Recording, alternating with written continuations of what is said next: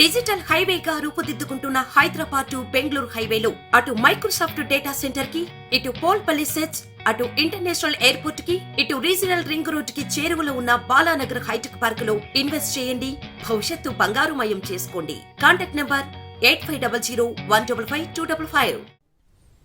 ప్రజలతో ఎన్నుకోబడిన పదవే తనకిష్టమన్నారు కాంగ్రెస్ సీనియర్ నేత మల్లు రవి. ఎంపీగా గెలుపు అవకాశాలు తనకే ఎక్కువగా ఉన్నాయని అన్ని సర్వేలు ఇదే చెబుతున్నాయన్నారు. ప్రజలు అనుచరుల ఒత్తిడి మేరకే ఢిల్లీ ప్రత్యేక ప్రతినిధి పదవికి రాజీనామా చేశానంటున్న మల్లు రవితో మా ప్రతినిధి Pasha face to face.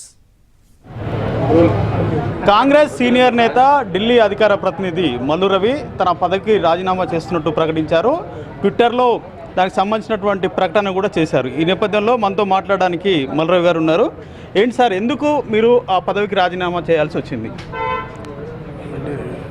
Telangana రాష్ట్రానికి ప్రత్యేక ప్రతినిధిగా ఢిల్లీలో పదవి రేవంత్ రెడ్డి గారు నా మీద ఉన్న నమ్మకంతో ఇవ్వటం జరిగింది. వారు ఇచ్చిన సందర్భంగా నేను వారిని కలిసి ఈ పదవి వల్ల పార్లమెంటరీ సీట్కి అడ్డం వస్తుందేమో అంటే ఏమీ అడ్డం రాదు, దీనివల్ల పనిచేయండి అని చెప్పారు.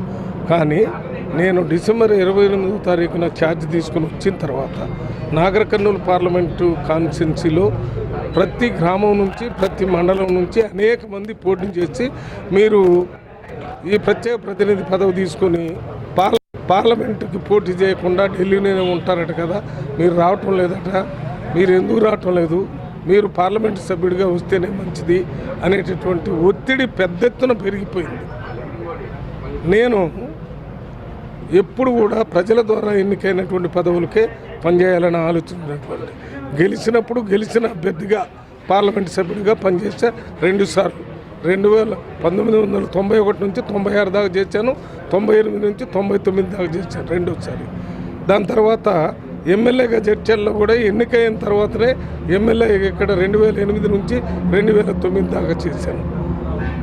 ఆ మధ్యకాలంలో నేను ప్రత్యేక ప్రతినిధిగా 2004 నుంచి 2008 దాకా ఉన్నప్పుడు రాజశేఖర రెడ్డి గారు సీఎంగా ఉన్నప్పుడు రాష్ట్రంలో కౌన్సిల్ తీసుకురావడానికి నేను ప్రత్యేక ప్రతినిధిగా ప్రయత్నం చేసి తీసుకొని వచ్చాను. ఒకేసారి 70 ఎమ్మెల్సీ సీట్లు వచ్చినా అప్పుడు నాకు ఏ పదవి లేకపోయినా ఎమ్మెల్సీ కావాలని అడగలేదు. నిన్న మొన్న 2-3 ఎమ్మెల్సీ సీట్లు వచ్చినప్పుడు కూడా నేను ముఖ్యమంత్రి రేవంత్ రెడ్డి గారిని ఈ ఎమ్మెల్సీ పదవి కావాలని అడగలేదు. రాజ్యసభకు మొన్న జరిగిన దాంట్లో కూడా నాకు రాజ్యసభ కావాలని అడగలేదు. నిరంతరం నేను ప్రజల ద్వారా ఎన్నికైనటువంటి పార్లమెంట్లోనూ లేక అసెంబ్లీలోనూ ఉండాలనేటటువంటి ఆలోచన. అది కాకుండా 2019లో నేను పోటీ చేసినప్పుడు 10-15 రోజుల్లోనే నాకు 3 లక్షలు దాటి ఓట్లు వచ్చినాయి. నేను ఆ రోజే ప్రకటించాను, మళ్ళీ నేను పార్లమెంటు సభ్యుడిగానే పోటీ చేస్తాను, నేను జడ్చర్లో కూడా ఎమ్మెల్యేగా పోటీ చేయనని చెప్పి అక్కడ అనిరుద్ధ్ రెడ్డి అనే అభ్యర్థికి సపోర్ట్ చేసి ఆయన ఎమ్మెల్యేగా కూడా గెలిచాడు. మొన్న జరిగిన ఎమ్మెల్యే ఎలక్షన్ అప్పుడు అప్లికేషన్ పెట్టుకోమంటే నేను ఎక్కడ కూడా ఎమ్మెల్యేగా పోటీ చేస్తానని అప్లై కూడా చేయలేదు. నేను ఎంపీగా పోటీ చేస్తానని చెప్పాను. ఆ screening committee chairman Muralidharan MP ఆయన నన్ను అడిగి, నా ఫ్రెండ్ ఆయన అడిగితే నేను ఎక్కడ ఎమ్మెల్యేగా పోటీ చేయటం లేదు, నేను ఎంపీగానే పోటీ చేస్తానని ఆయన చెప్పాను. అందువల్ల అందరు కూడా మల్లు రవి అంటే ఎంపీగానే పోటీ చేస్తారనే ఆలోచనతో ఉన్న సందర్భంగా ఈ పదవి తీసుకోవటం వల్ల అరే ఈ పదవి తీసుకున్నారు కాబట్టి ఇక మల్లు రవి ఎంపీకి పోటీ చేయలేమని నిన్న ఒక పేపర్లో ఈ ఎంపీగా పోటీ చేయాలనుకునే మల్లు రవికి లేకపోతే ఇంకొకరికి ఇంకా 4-5 పదవులు ఇచ్చారు, వాళ్ళకి ఎంపీ టికెట్ ఇచ్చేటటువంటి ఆలోచన లేదన్నారు.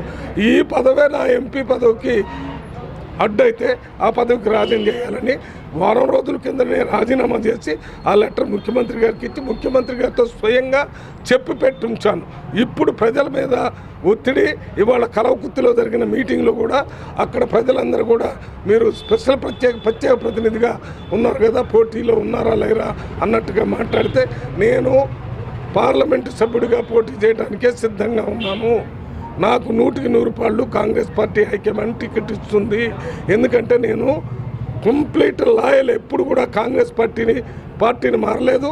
నేను ఎంపీ అయినా, ఎక్స్ ఎంపీ అయినా, ఎమ్మెల్యే అయినా, ఎక్స్ఎమ్మెల్యే అయినా, జనరల్ సెక్రటరీ పిసిసి అయినా, వైస్ ప్రెసిడెంట్ అయినా ఎప్పుడు కాంగ్రెస్ పార్టీ కోసం నిరంతరం పనిచేశాను. గత 3-4 సంవత్సరాల నుంచి ఈ ప్రభుత్వం కాంగ్రెస్ ప్రభుత్వం రావాలని పనిచేసినటువంటి 5-6 మందిలో నేను ఒక్కడిని. సందీప్తో అహ్మద్, ఎన్టీవీ, మహబూబ్ నగర్ నుంచి.